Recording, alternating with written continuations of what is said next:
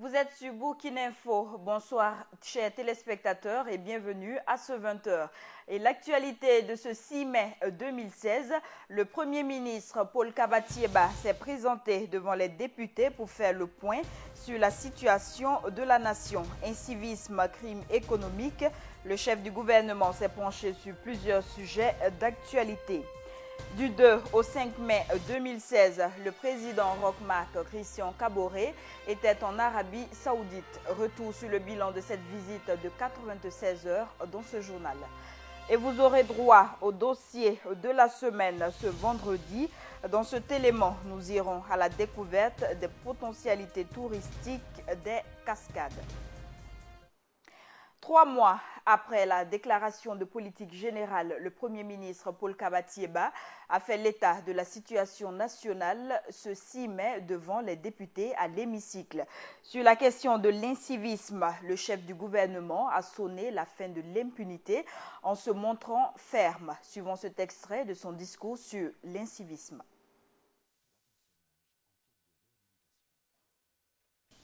Monsieur le Président, Mesdames et Messieurs les députés, s'agissant de la situation sécuritaire et de l'autorité de l'État, les 4 premiers mois de l'année 2016 ont été marqués par la recrudescence des actes d'incivisme, de troubles à l'ordre public, créant les risques de l'affaiblissement de l'autorité de l'État. Cette situation intolérable s'est illustrée notamment par la destruction de biens publics et privés à Diapaga, Nagaré, Logobo, Fadanogourma et tout récemment à Dédougou. À la suite de ces graves événements, la politique du gouvernement a consisté à affirmer l'autorité de l'État. Dans ce sens, le gouvernement a pris les mesures appropriées pour établir l'ordre public, maintenir le dialogue et créer les conditions pour l'application de la loi dans toute sa rigueur. L'activisme de Kolweo au cours des derniers mois s'est sensiblement développé et sur ce point également, la politique du gouvernement consiste à encadrer ces groupes d'autodéfense de sorte que leurs activités ne portent pas atteinte à l'ordre public et aux droits humains. En tout état de cause, les auteurs d'actes infractionnels seront systématiquement traduits devant les tribunaux compétents. Ceci dit, les violences perpétrées à Dédougou ne resteront pas impunies. Le gouvernement annonce qu'une enquête judiciaire a été ouverte et les résultats permettront de situer les responsabilités.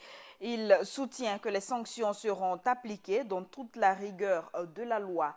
Rappelons qu'une mission composée de 3 ministres, appuyée par des députés et des personnes ressources ressortissants de la région de la boucle du Mouroun, se sont rendus à Dédougou. Concernant les crimes économiques, le Premier ministre s'est référé au rapport élaboré par l'autorité supérieure de contrôle d'État et de lutte contre la corruption, ASE-LC. Paul Kabatieba rassure que son gouvernement veillera à la mise en œuvre des recommandations et la prise de sanctions, suivant sa déclaration. S'agissant de la lutte contre les crimes économiques, l'autorité supérieure du contrôle d'État et de la lutte contre la corruption, la SELC, a produit des rapports qui ont mis en évidence de nombreuses situations susceptibles de constituer des cas d'irrégularité, de fraude, de faute de gestion, voire de malversations financières. Le gouvernement veillera à mettre en œuvre les recommandations relevant de sa compétence, notamment le recouvrement des fonds et, les cas échéants, les sanctions disciplinaires. En matière de traitement des grands dossiers de crimes économiques et de sang, les principaux résultats engrangés sont la réouverture des dossiers d'instruction Norbert Zongo et Thomas Sankara, le jugement des dossiers Ousmane Guiro, Bahali Lompo et Obouf. Certains de ces dossiers ont été pendant longtemps le symbole de l'inféodation de la justice au pouvoir exécutif. Les non-lieux rendus ou les lenteurs observées dans l'instruction de ces dossiers ont été souvent interprétés comme la volonté expresse de l'exécutif d'empêcher la manifestation de la vérité. Et juste après la première phase de cet exercice constitutionnel, des députés ont réagi aux différents points évoqués par le chef du gouvernement, suivant cet avis recueilli par Ibrahim Zongo. D'abord, il faut dire que c'est un exercice constitutionnel prévu par l'article 109 de notre Constitution, mais aussi c'est un exercice difficile pour un Premier ministre qui vient d'arriver, parce qu'on doit faire la situation de l'année passée, donc 2015. 2015, il n'était pas là, mais quand cela ne tienne, je crois qu'il a satisfait à l'exercice avec beaucoup de tact. Ce que je retiens principalement, c'est deux niveaux. Premièrement, c'est en ce qui concerne l'eau, l'accès à l'eau potable.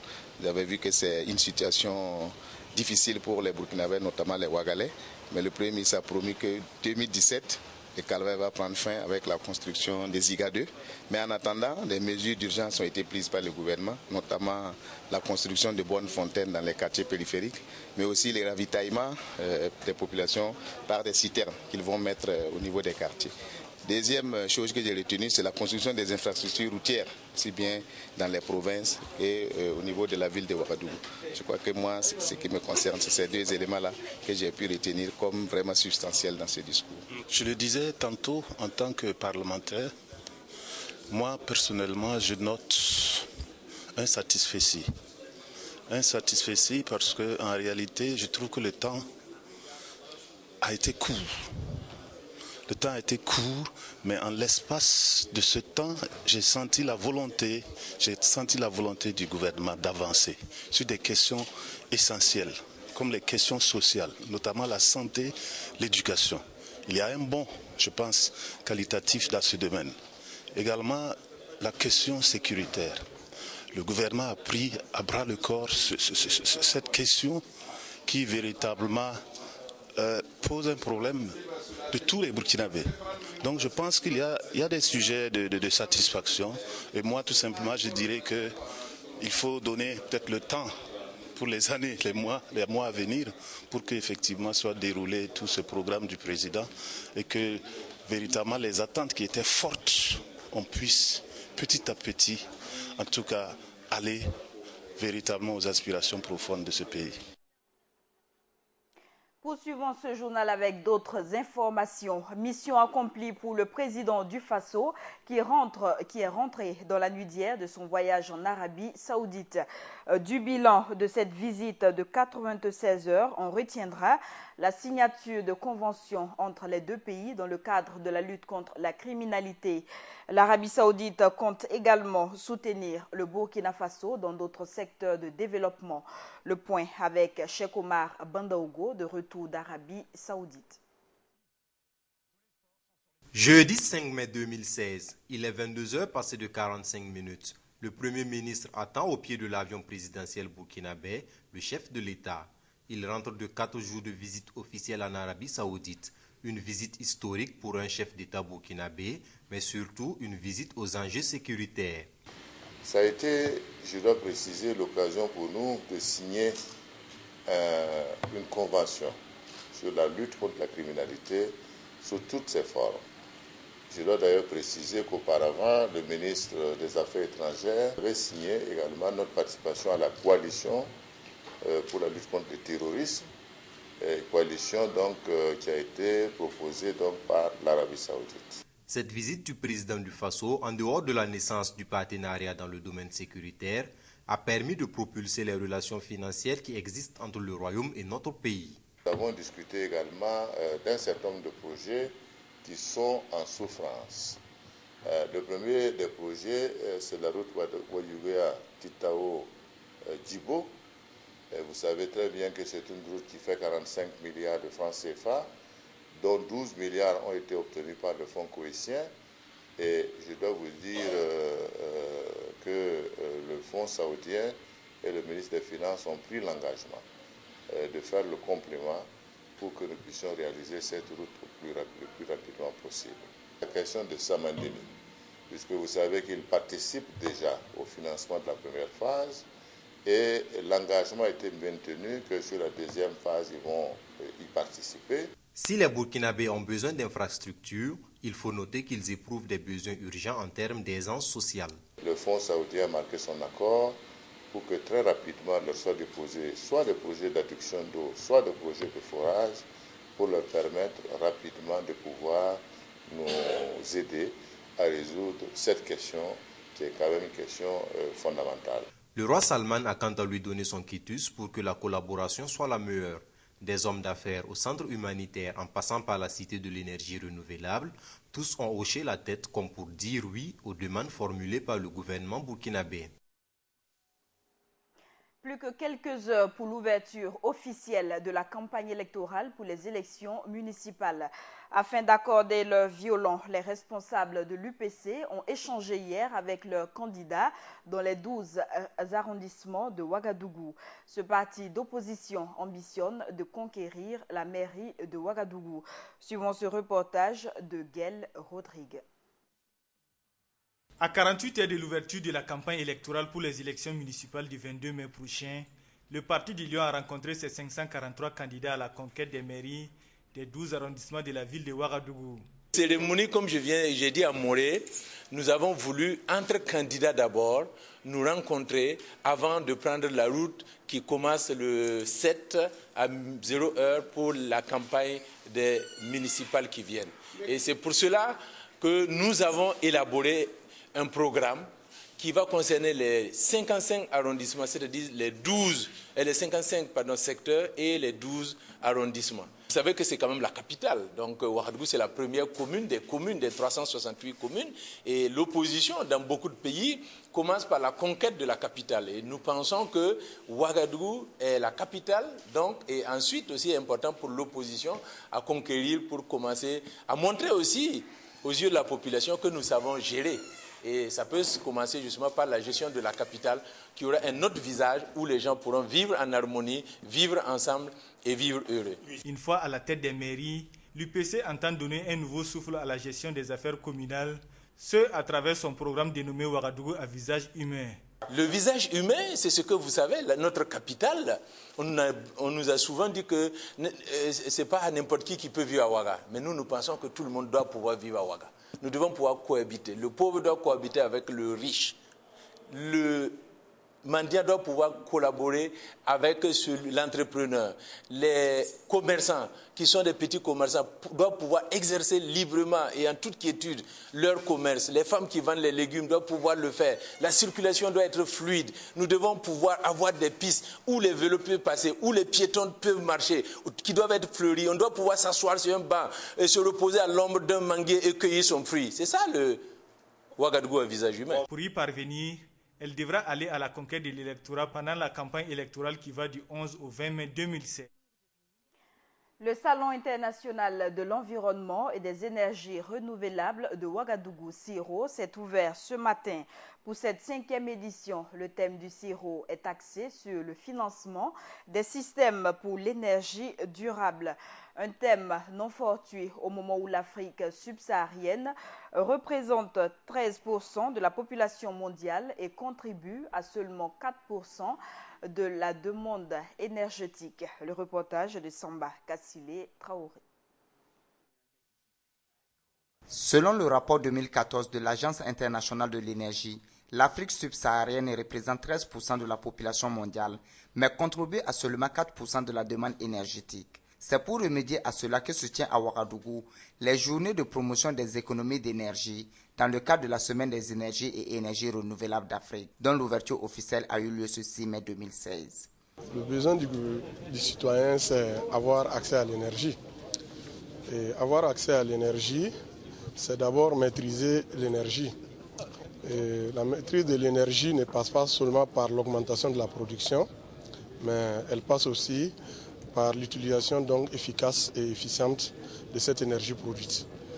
Et donc cette session, qui est la première session donc de la semaine des énergies renouvelables d'Afrique, porte donc sur deux thèmes phares qui présentent clairement la boussole pour pouvoir donc résoudre définitivement la question donc de la pauvreté énergétique donc au Burkina. Aussi, la transition de l'énergie simple aux énergies solaires dans notre pays est en cours selon le ministre de l'Énergie, des Mines et des Carrières. La transition énergétique au niveau du Burkina est en train de se préparer de façon donc, je dirais, globale dans un package qui prend en compte la réforme institutionnelle avec la mise en place notamment des directions générales de l'efficacité énergétique et de la direction générale des énergies renouvelables et également la mise en place bientôt de l'Agence nationale des énergies renouvelables et de l'efficacité énergétique, mais aussi en termes donc de prise en compte de ce volet-là dans le système d'exploitation du Burkina.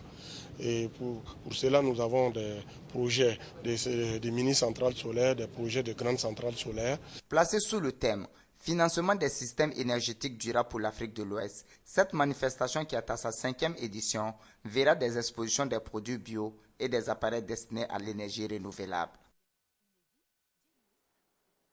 Actualité hors de chez nous, en Côte d'Ivoire, Pascal Affi-N'Guessan réclame un débat démocratique et transparent sur la constitution promise par Alassane Ouattara lors de la campagne présidentielle. Le président du FPI a martelé hier qu'il ne tolérera pas qu'on impose une constitution qui sera taillée sur mesure pour arranger des partis politiques. L'Assemblée nationale centrafricaine a un nouveau président. Abdou Karim Mekassoua a été élu ce vendredi à Bangui. L'homme est bien connu dans l'arène politique. Il a été 4 fois ministre d'État sous François Bozizé. Selon certaines indiscrétions, Abdou Karim Mekassoua aurait soutenu Faustin Archange Touadéra au second tour de la présidentielle face à Anissé Dologuélé. À présent, le dossier du journal.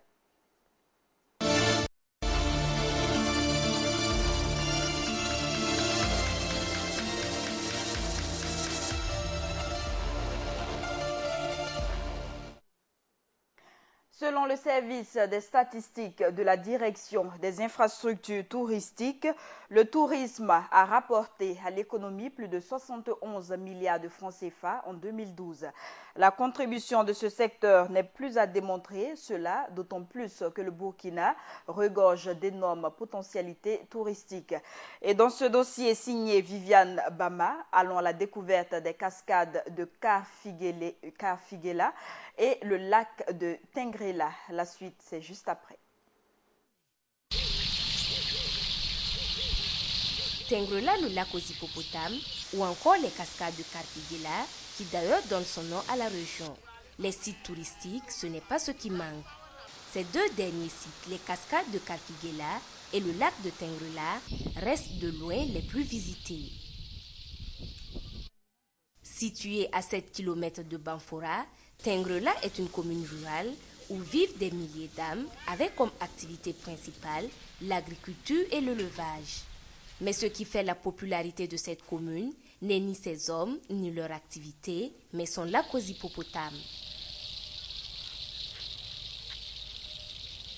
Avec Siaka Kone, chef de canton de Tengrela, nous apprenons un peu plus sur cette étendue d'eau de 2 km de long et de 1500 mètres de largeur.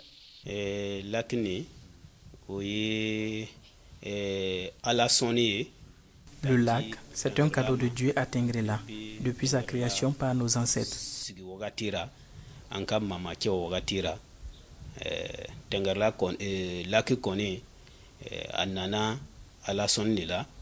Le lac, en tout cas, est là comme une grâce divine et les hippopotames qui y sont, c'est leur domicile.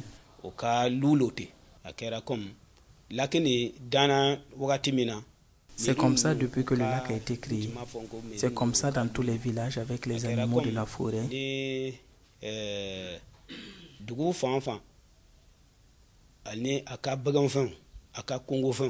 C'est comme si c'était les animaux de notre forêt. Le lac approvisionne le village en eau pour les activités maraîchères et aussi en poissons.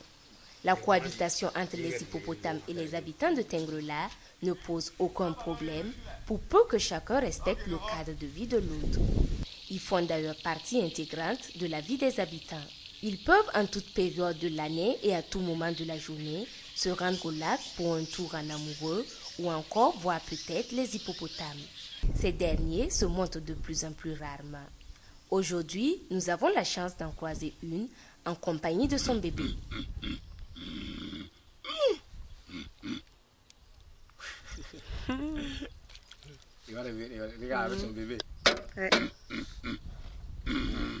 Mais à peine la tête sortie de l'eau que les deux animaux replongent. Nous n'en verrons pas plus. Mais heureux et très chanceux pouvons-nous nous estimer. Martine, une touriste française venue en vacances, n'a pas eu cette chance. J'ai pas tout vu malheureusement et j'aurais pas le temps de tout voir. Et j'ai pas pu me baigner non plus, mais c'était pas prévu aujourd'hui. Mais sinon, non, l'endroit est magnifique. Hein. Non, ah si, le lac aux hippopotames, mais on n'a pas vu d'hippopotames. Parce que c'était la période d'hivernage et paraît-il qu'ils ne sortent pas. Donc on va y aller bientôt. Mais un hippopotame sur la cascade, voilà, ça aurait été l'idéal. On faisait d'une pierre deux coups. À une trentaine de kilomètres du lac et à 15 kilomètres au sud-ouest de Banfora, derrière les cases et les grands rochers, on entend le son d'une chute continue d'eau.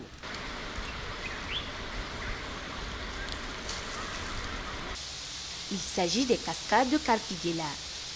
Elles prennent leur source au fleuve Komoué. On y accède par une piste sinueuse et serpentée entre les arbres. À tout moment de l'année, surtout au mois de forte chaleur, entre mars et mai, le site est pris d'assaut par les touristes nationaux comme internationaux. La région mérite de s'appeler Cascade parce que c'est une grande chose pour la région que la nature nous a réservée. Donc vraiment, je suis très content d'avoir un truc très bon comme ça dans ma région. Nous sommes là parce que c'est un endroit fantastique. Nous aimons beaucoup cela. Quand il fait chaud, il est vraiment plaisant de se baigner. C'est un endroit vraiment fantastique. Il est comparable à un jardin paradisiaque. Ça donne envie de passer un peu de temps ici. Un paradis qui risque de perdre de sa beauté si rien n'est fait pour l'amélioration des sites, que ce soit pour le lac ou les cascades. Les voies d'accès sont en mauvais état. Le tourisme, on suppose que c'est la région des cascades. On a un atout énorme sur le plan touristique et effectivement, on n'a pas l'accessibilité sur les différents sites et attraits touristiques font défaut, ce qui fait que ça peine un peu. D'abord, sur le site, l'accès n'est pas en bonne étape. L'accès est impraticable, surtout en hivernage, en saison pluviale, quand il pleut. Voilà, et aussi que le site n'est pas aussi aménagé. Voilà, les visiteurs réclament certaines choses sur le site comme d'aménagement. Voilà. À cela s'ajoutent d'autres préoccupations que sont l'entretien des sites et bien évidemment leur promotion, ce qui implique la participation de tous les acteurs. Nos difficultés, vraiment, il faut voir les accès des sites, il faut voir comment ils peuvent aménager des sites, il faut voir comment ils peuvent former, donner les formations et puis vraiment prendre ça en compte. Moi, je pense que s'il y a ces cas, ça pourra vraiment nous aider. Rien même que nous, les fils de ces pays, on pourra avoir nos histoires même du passé qui peuvent vraiment nous rendre riches. Et je pense que ce lac-là, c'est incontournable. Il faut vraiment qu'on le protège et que nous demandons à toutes les autorités de nous aider à toutes les manières avec la participation de toutes les personnes et que nous-mêmes au village ici, qu'on se donne main à s'écouter et protéger ces lacs pour nos futurs à venir.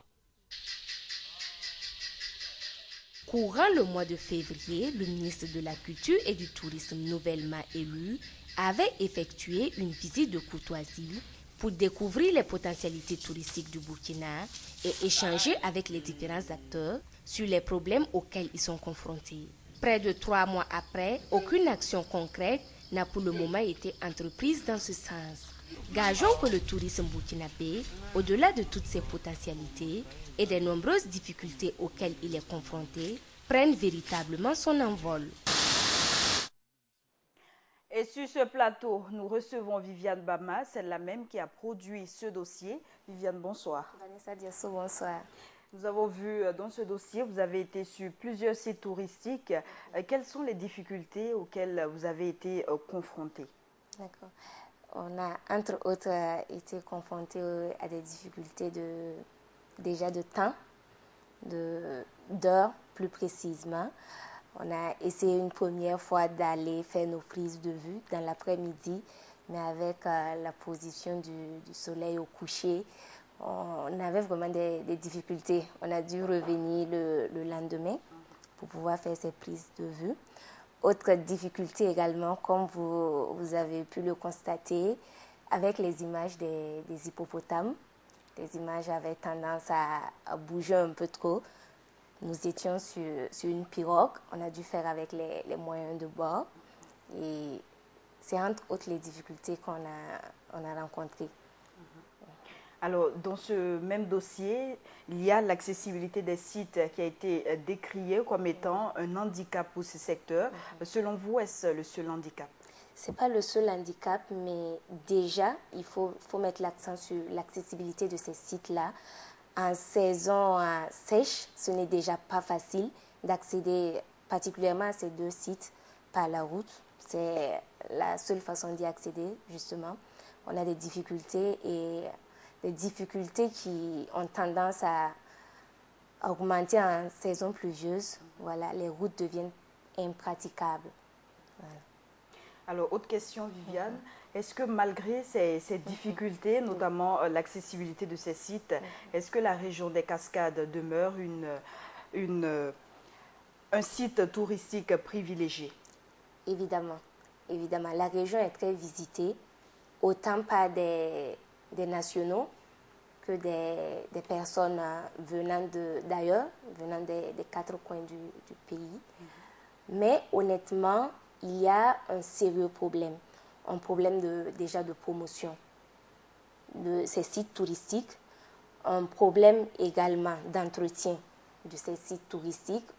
Les téléspectateurs auront peut-être l'occasion de voir en détail ou de revenir en détail lors du 13 minutes qui sera probablement diffusé après. Vous verrez qu'il y a un sérieux problème au niveau des cascades avec les déchets plastiques. Voilà, le problème est revenu à plusieurs reprises. Et comme je vous le dis, donc les problèmes se résument pratiquement en 2-3 points.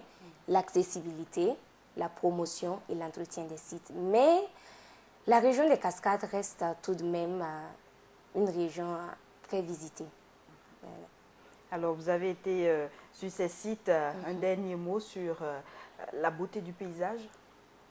Vanessa Diasso, j'ai personnellement été émerveillée par la région des Cascades, autant que ce soit au niveau du lac aux hippopotames qu'au niveau des cascades. C'est une belle expérience, je dirais, qui n'est pas seulement destinée ou réservée aux étrangers. On a l'habitude, ou du moins on a tendance à croire que le tourisme c'est réservé aux personnes ayant un niveau de vie élevé, voilà, ou à des personnes qui n'ont rien à faire de leur temps, qui ont leur argent à gaspiller, qui pratiquent le tourisme. Non, à chaque Burkinabé, j'invite chaque Burkinabé à faire cette expérience-là, le tourisme local, découvrir nos potentialités touristiques. Je pense que tout un chacun sera émerveillé comme moi. Merci Viviane Bama, c'est d'ailleurs avec vous que nous refermons ce journal. Merci à tous les fidèles téléspectateurs qui ont suivi cette session d'information. La suite des informations, c'est bien sûr sur votre télévision Burkina Info.